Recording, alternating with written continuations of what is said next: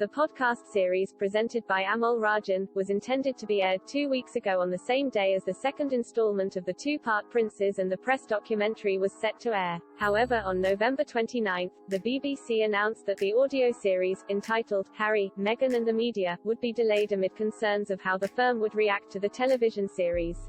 The BBC decided to shelve the audio series for the immediate future after royal fans turned their anger towards the Princes and the Press documentary.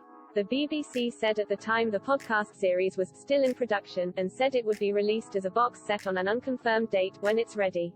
Speaking on a teaser clip for the podcast series, Mr. Rajan promised the series would go into some very controversial aspects of the royal family. He said, "Allegations of sexism, racism and strategic leaks, we examine them all." According to The Telegraph, the series would focus around a central question: why did the coverage of Meghan Markle turn so sour, so quickly?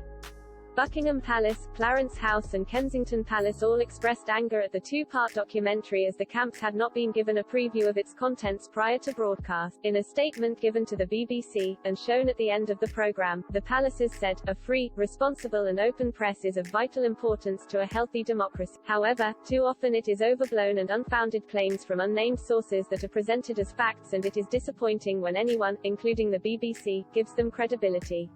Following the release of the television documentary, Britain's National Broadcasting Studio received 925 complaints from enraged watchers, who believed the programme was disrespectful to the royal family and therefore should not have been broadcast. Responding to the complaints, the BBC said, "The Princes and the Press explored the relationship between the media and the monarchy, focusing on the younger royals." It included interviews with a range of print and broadcast reporters who follow the royals closely and heard their views on the relationship the press has with the royal family and what influences the stories that are published. "We conducted more than 80 hours of interviews and sought views from a wide variety of contributors.